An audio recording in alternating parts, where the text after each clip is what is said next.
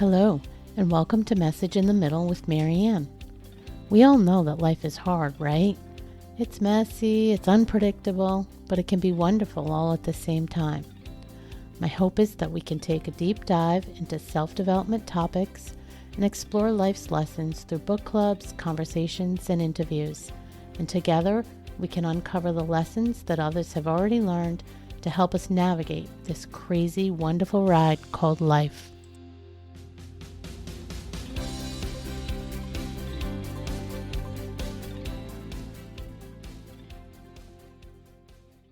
Hello and welcome to Message in the Middle. I'm your host, Marianne, and joining me today is Sarah Wilson. Sarah is a wellness coach and the host of Everything's Messy podcast. Sarah says she has a messy background, and while I think it might be a little messy, it's also a powerful story of resilience and transformation. Sarah was diagnosed with type 1 diabetes at just 15 years old, but instead of finding support and understanding, she faced years of struggle, battling unregulated blood sugar, bulimia, and a complete lack of self-care. The consequences caught up with Sarah when she had a serious heart attack just 6 days before her 43rd birthday. During her recovery, she had a wake-up call. She realized that the conventional medical system wasn't giving her everything she needed, so she took matters into her own hands, becoming her own health advocate.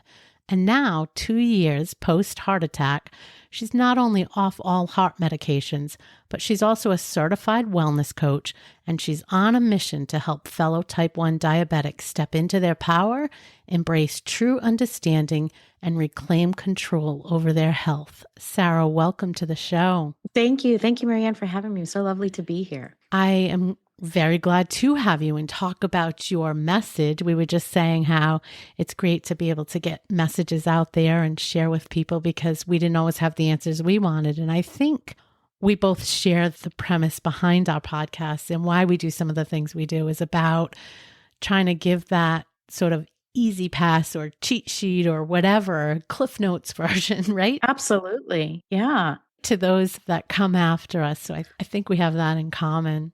I want to go back and sort of think about the trajectory in your life and kind of where it shifted. It sounds like it goes back to that age 15 and that diagnosis. And lovely age, right? Yeah, well, right. That in itself.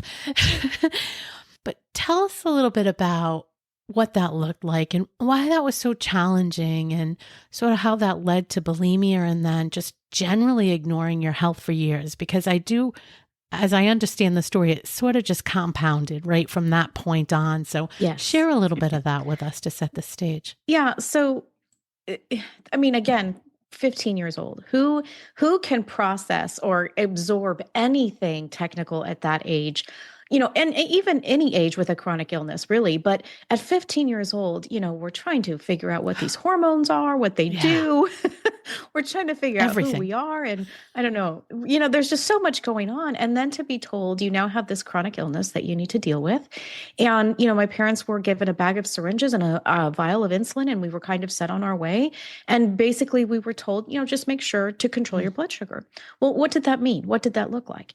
And I am sworn on my own that I am a control freak, and probably because of the things that happened to me that I couldn't control. And so as this whirlwind is happening around me, in my head, I'm grasping at anything to make sense of it and to take back some control. And the only thing that I could think of at that time in my wise age of 15 years old was I'm just not going to deal with it, because maybe if I don't deal with it, it really doesn't exist. I was in complete denial. And I had, my parents did the very best that they could, but back then there was not a lot of support groups and, teen groups and things like that nowadays you can find all over the place, which is wonderful. And I'm so glad we have that support now. But back then, and, I sound like it's way, way back then, but when you think of 1995, a lot of self-advocacy groups, a lot of, patient advocacy, these things hadn't really come to be yet, at least not in the form of the chronic illness that I was diagnosed with. So I just sort of went, okay, well, I don't know what to do with it, so I'm not going to do anything with it. And did not serve me well at all.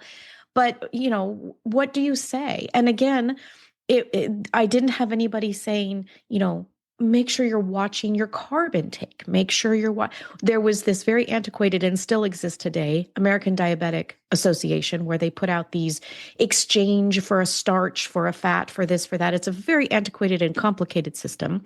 And it really, I'm not good at math anyway. So anybody, and at 15, it really was over my head. And so to me, none of it made sense. And that turned into, well, obviously there needed to be some sort of restriction in my diet. And that led me, and it's really called diabulimia, because what I had figured out is I had learned that insulin was going to make you gain weight. Well, who as a teenager wants to gain weight, right? Yeah. So instead of doing it a healthy way and maybe learning nutrition and those kinds of things. And again, 1994, 95, I mean, yes, there was a fitness craze maybe, but it wasn't what we know today of just the amounts of information that's out there to know about nutrition. And again, 15, I'm not paying attention. Yeah.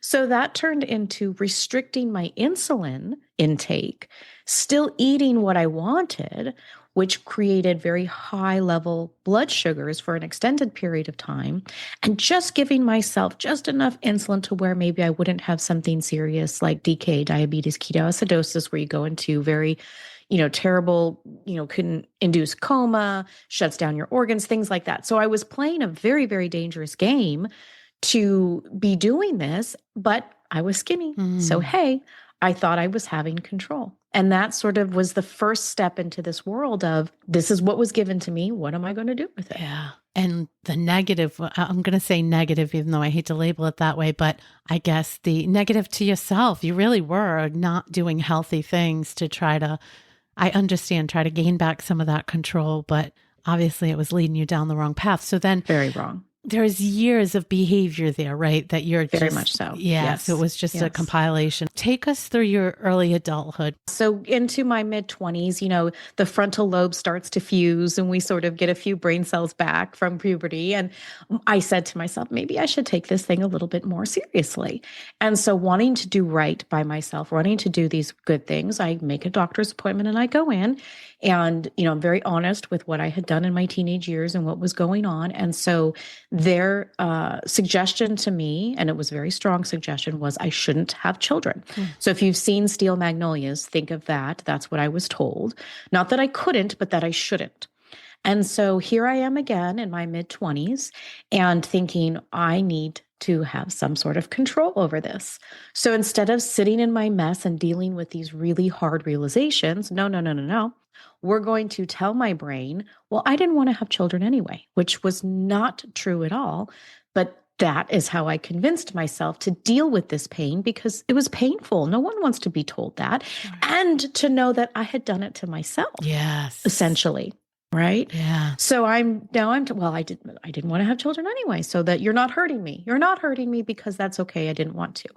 Well, that couldn't have been further from the truth. And that led into a divorce and a second marriage. And now that's all that I wanted. That's all I wanted. So against medical advice, I was able to get pregnant and 18 months later had another child. So I went against all odds, as I probably should not have. But again, I needed to have my say. I get it. So it was all of the pattern here is all about you trying to take some control back. So we'll talk about how you've now shifted that a little bit later, but I can see the pattern of stubbornness, rebellion. Yeah. Well, the word that wanted to come to my head was abuse, because you really almost were abusing yourself in these spots. So, but I didn't want to call that out, but I do think it sort of was that, right? Yeah. 100%. Yeah, no, absolutely. Very sabotaging. And again, in my head, though, I was thinking, well, I'm in control of it, or, lying to myself that I was in control of it, but I'm doing this. So therefore you can't hurt me. Yeah. Because the pain, I don't think we talk enough about growing up essentially and the pain that can be there or could be there and what that leads us to do and the decisions that we do end up making in our adult life. And if we never deal with that, it can have some serious side effects. Sure. And I have to believe there's probably an element of grief there too, right? You're Yes, very grieving much so. the life you thought you were going to have. And, you've got this thing you're going to carry around with you. And in your eyes, especially as a 15-year-old, it was awful, right? I mean, now we know more. Mm-hmm. Yeah, it was. But I can picture that.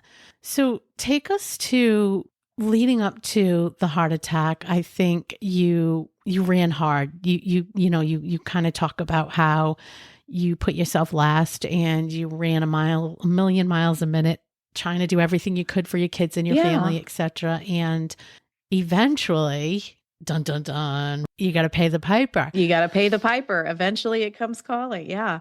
Well, imagine being told, you shouldn't have children and dealing with that. Then I did have children, right? So my world was complete. I now had these beautiful children.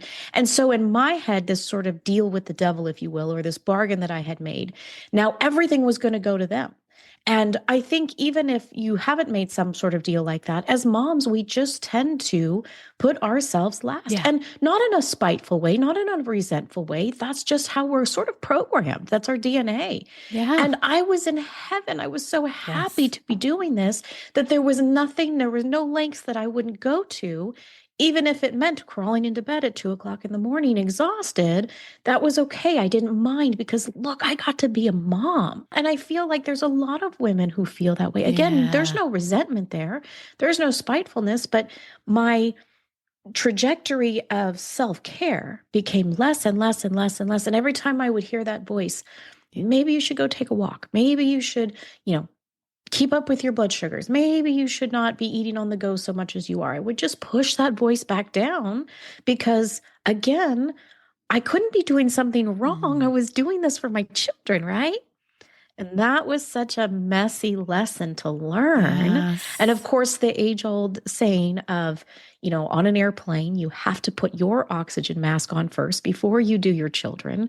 And I say that a lot, and I don't want it to lose meaning because there's so much power behind that. There really is. And it took me so long to learn that I want them to know why it's important we do that first. Two things come to mind is that it's those cheesy sayings that we almost hate to say because they are kind of cheesy, right? Because they're just, and I say cheesy just because they've been around forever and everybody uses them.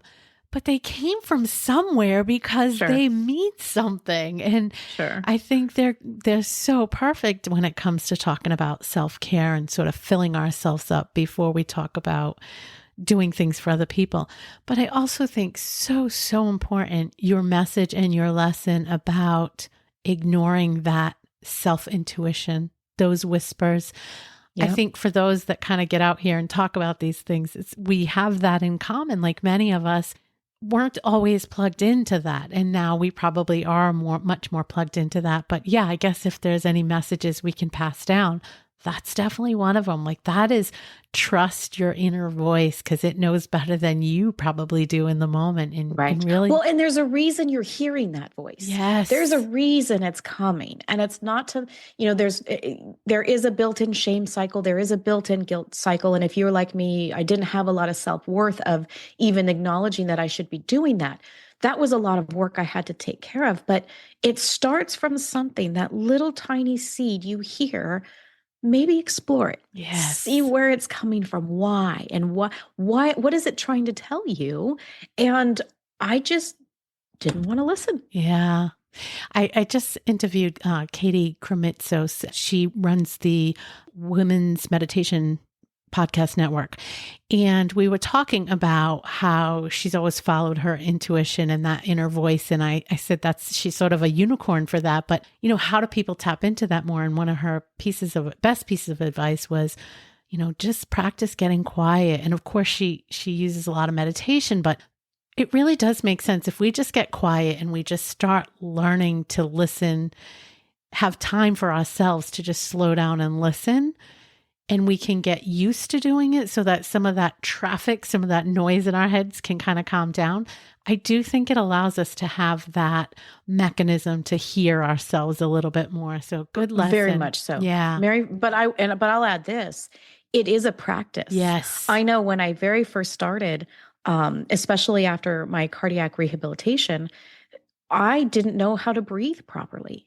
So I had to go back and learn very basic breathing techniques Yeah. because we're on the run all the time. So we're constantly, and of course, it's an involuntary muscle. We obviously know how to breathe, Yeah. but the shallow breaths that we're taking are not doing ourselves any favors whatsoever. And so the intentionality behind actually deep belly breathing and then you having to be still for that. Yeah. And that, I had to practice that because if you would have asked me, well, where do you find the time to be quiet? I've been like, there is none, but you Yeah. have to put that first and make it and be intentional with it. And it's very easy to just say, well, I'll do that later. I have this to do and I have this to do. I'll do that later. But knowing that you're worthy of that, knowing that you are doing yourself a favor to probably go on and do 10 more tasks that you didn't even have planned, that's the magic behind it. Yeah. And I think it's important to also know that it doesn't have to be an hour.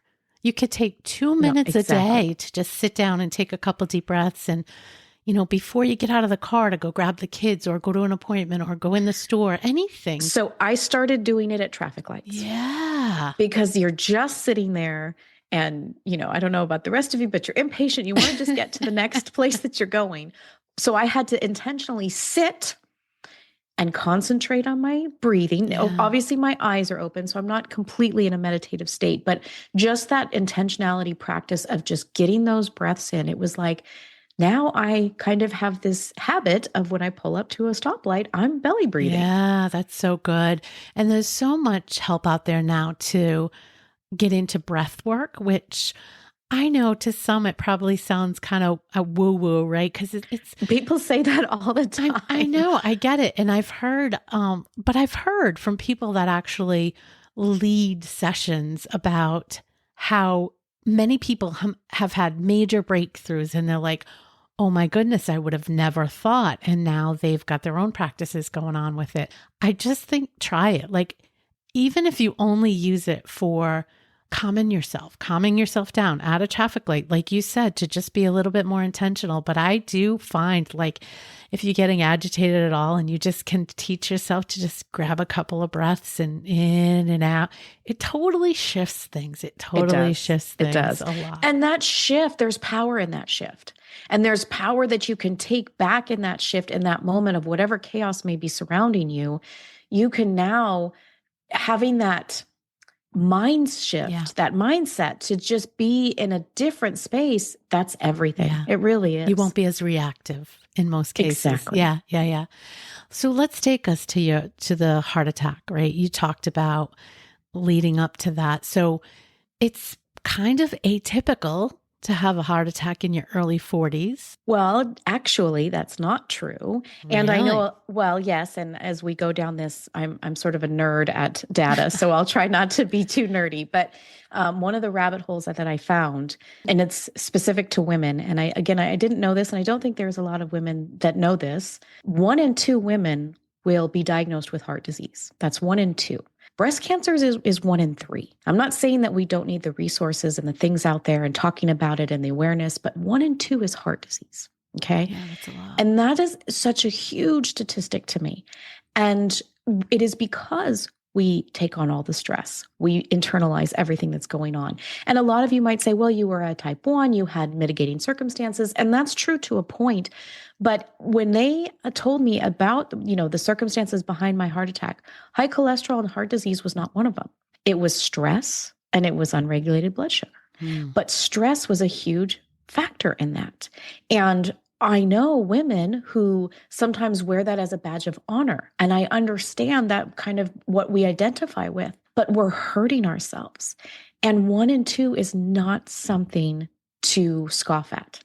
And so when you look at the statistics of the heart disease, when you find out that in the age bracket that I was in, 32% of those diagnosed with heart disease will have a heart attack around that age. Wow. That's a big, big number. A lot bigger than I would have guessed. Yeah. A lot of times, though, and this is what's sort of hard, and that's why they call it the silent killer, because as in my case, I had no symptoms. I was going to no ask headache, you. Nothing. no back pain, no jaw pain, Nothing.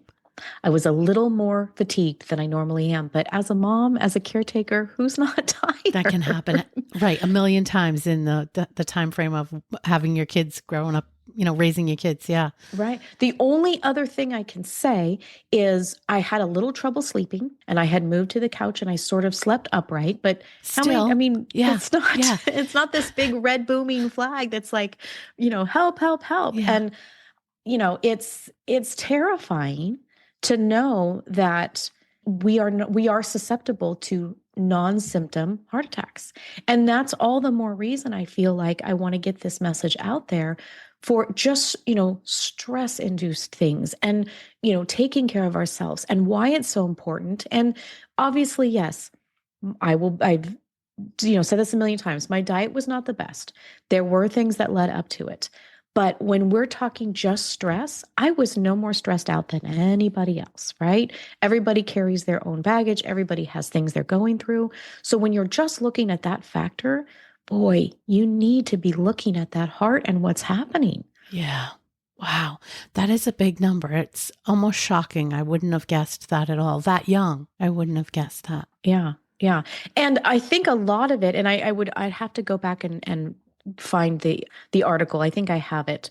They talk about a lot of times women are having the heart attack and you don't even know it. So as in my case, because, and it's almost sort of funny, because of my type 1, my oldest daughter, she was worried and kind of saw that I was fatigued. And so her message to me, I mean, out of the mouths of babes, was, I think you need to go get checked out. I'd rather, say to my sibling, you had to go step out for a minute, but instead, I'd rather you do that than say why the firemen are coming in because you're unconscious.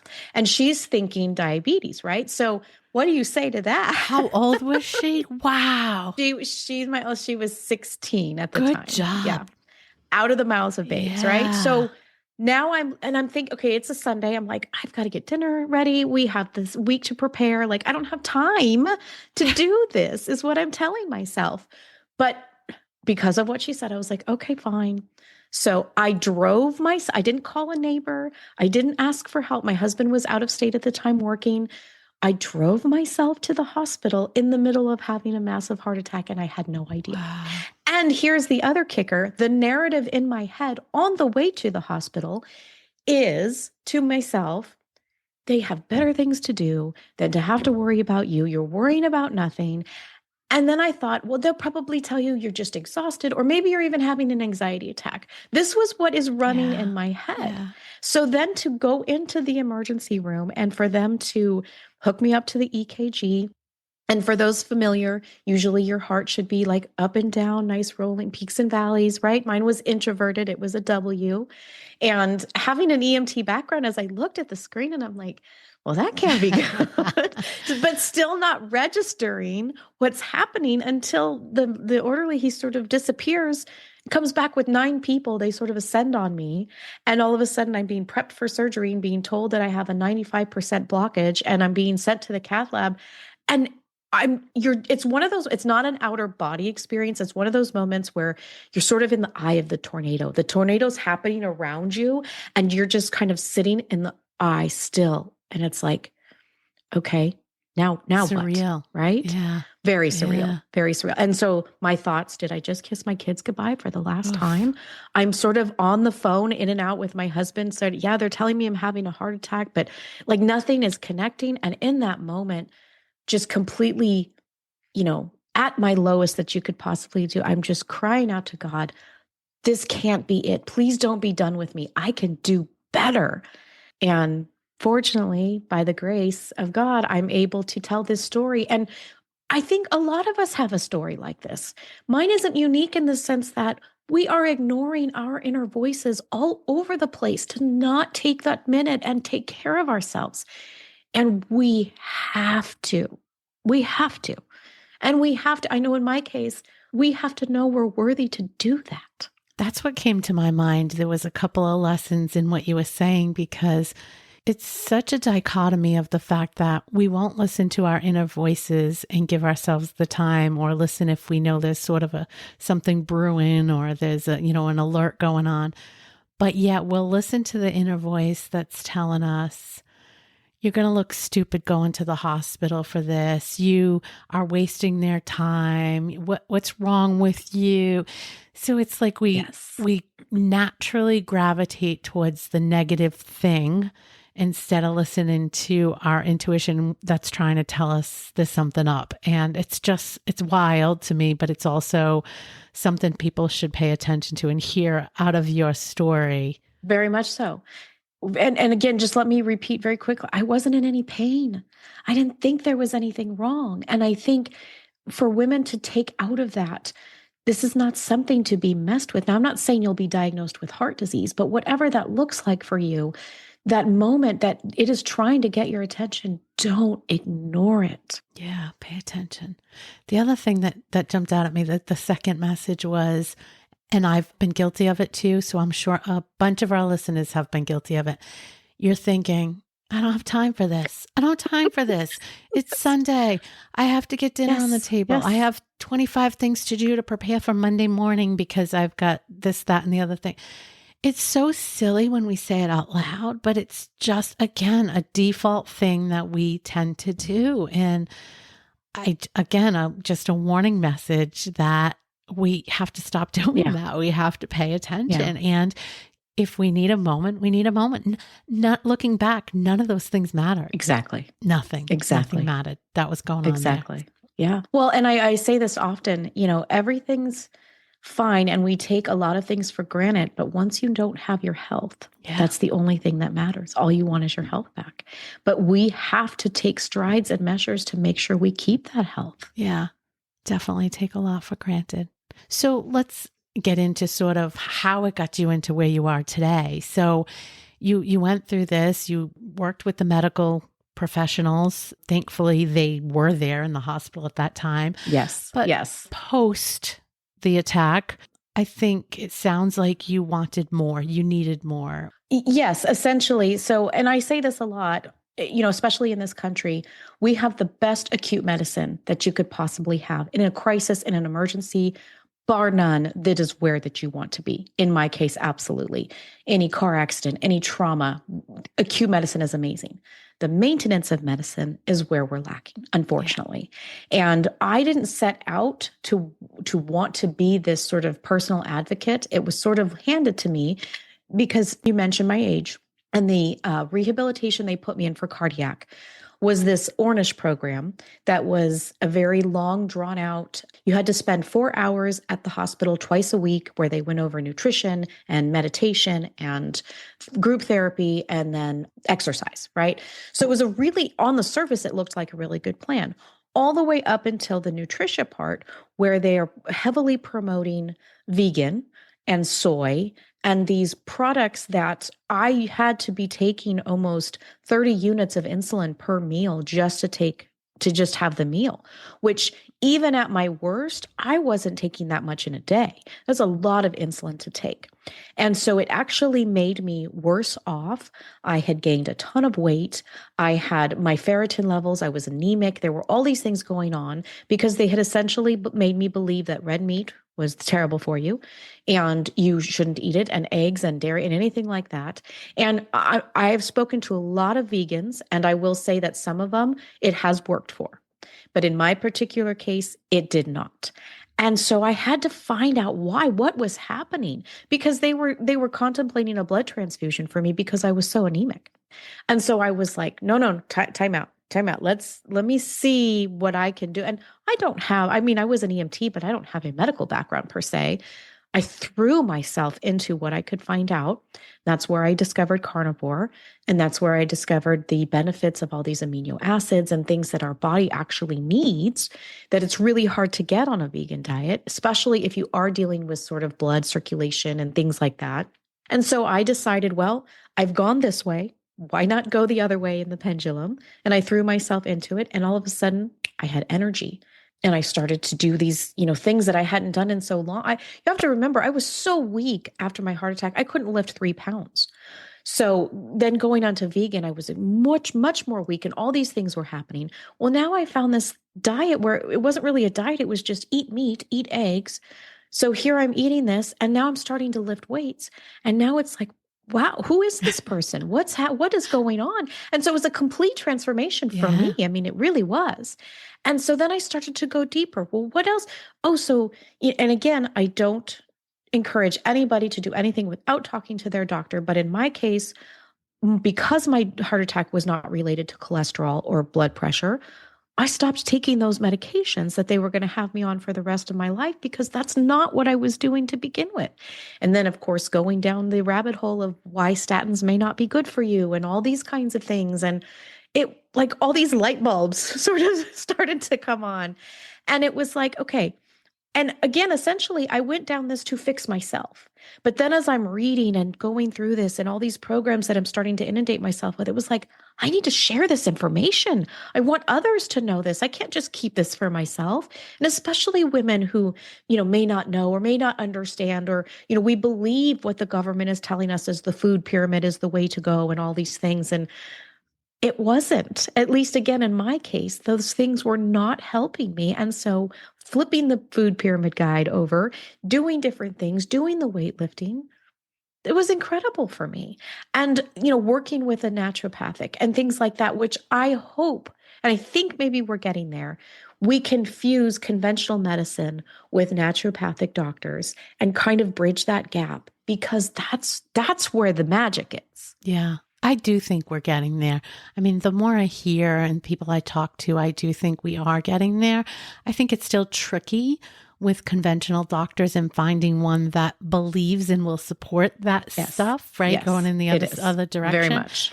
But they're out there. And I think as more and more come up through this next generation, they'll be in that space of being able to understand and support both sides of the fence, if you will, because I think they have a different school of thought. They're brought up with a different school of thought.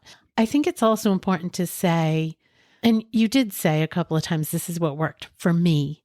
I think a message that is so important for everyone to hear is not follow my footsteps exactly, this is how you do it, but the fact that you were your self-advocate and you figured out what worked for you, because there is so much, whether it's something like this and you're trying to prevent heart disease, or you're on a weight loss journey, or you're trying to find the right path for your body for getting more fit, you can find any side of the argument 100%, 8 million different ways out there. And none of them are necessarily wrong.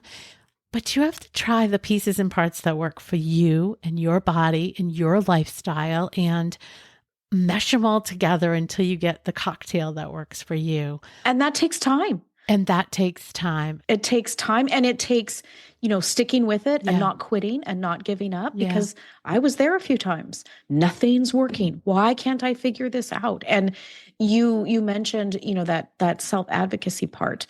I was so tired of I thought I was doing everything right, especially when they put me in this cardiac rehabilitation, and I was following it to the letter because I wanted to do so good I wanted to finally change, and it was all wrong. Yeah. And that was so frustrating to figure out. And I don't want people to give up on themselves, because, and again, I don't subscribe to the people who are like, you have to do A, B, and C.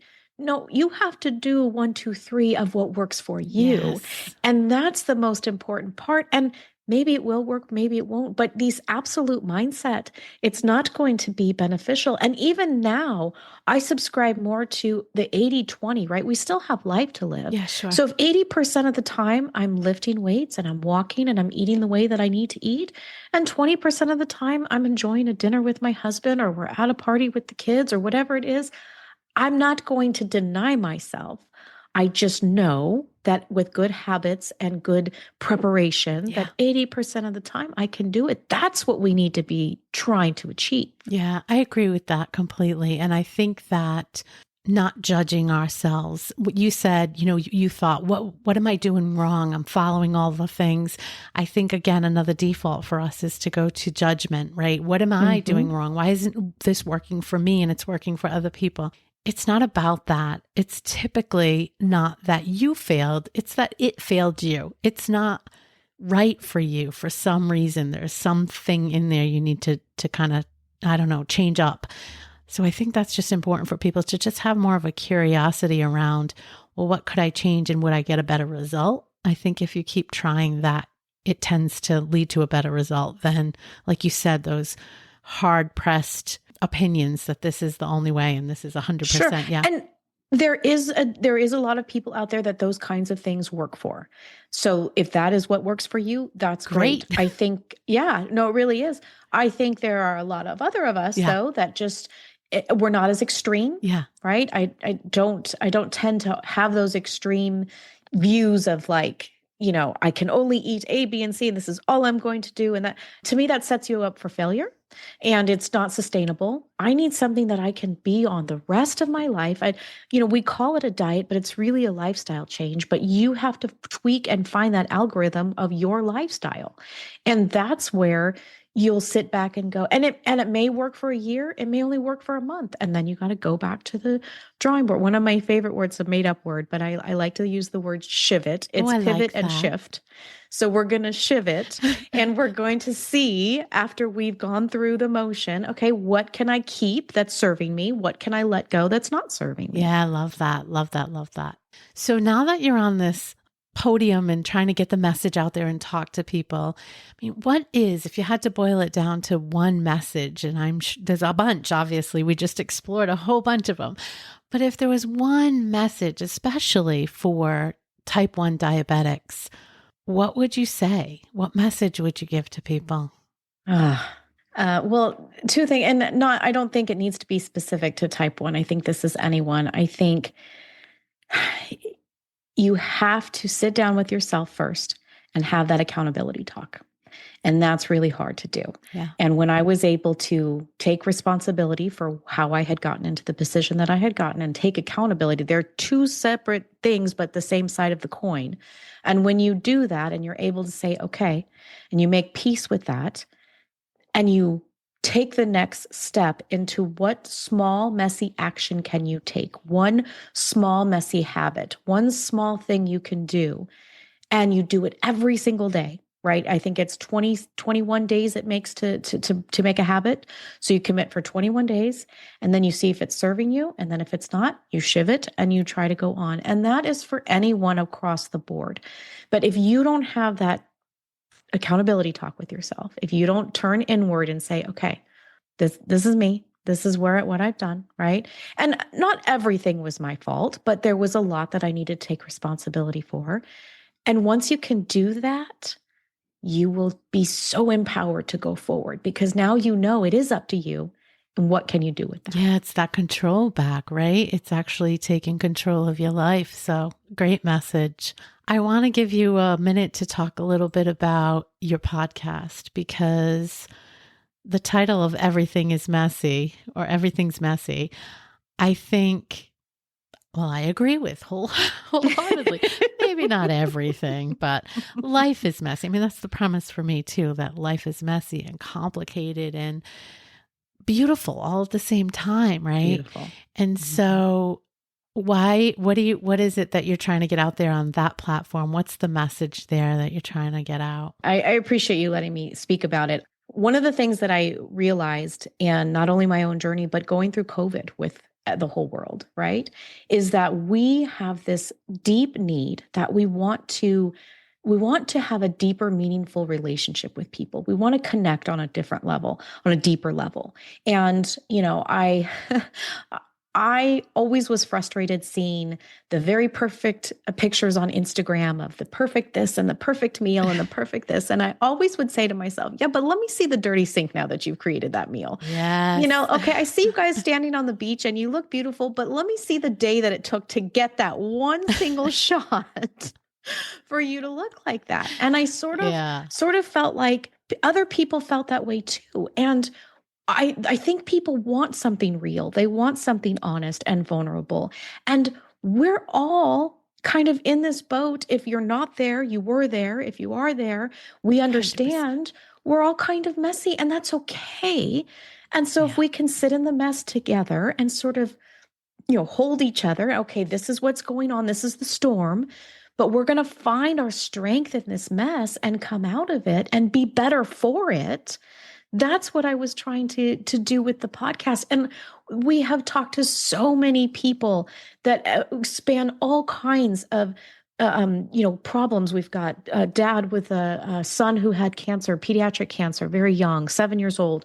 A woman who her mother committed suicide. We have all of these stories, these deep, meaningful, that they're all trying to do the same thing. Let me share my story so you don't have to feel that pain. Yeah. But it's real and it's honest. And I don't put a pretty picture on it. It's not pretty, and that's okay. And I just want people to know, I want to see the Instagram pictures of your dirty sink, not of your picture perfect Thanksgiving dinner. Yeah, I think it's all about community and validation.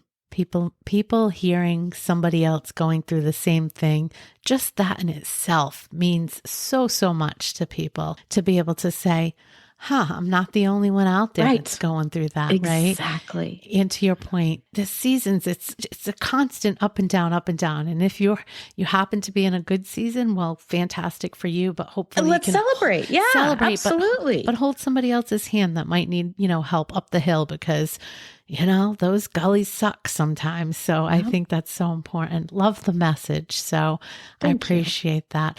Well, it's been a great conversation. Where can people find you other than the podcast? Where's the best place to find you? So my website is everythingsmessywellness.com. I'm on Instagram, Everything's Messy Wellness, X, Everything's Mess. Hit me up. If you have a mess that you'd like to share, I'd love to hear it.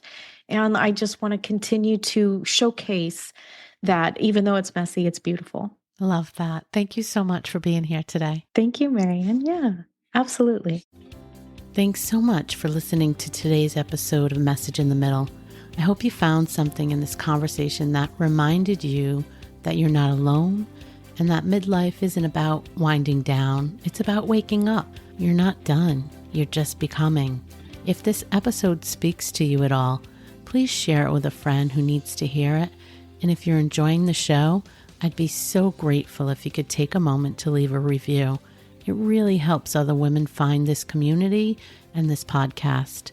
Until next time, take care of yourself.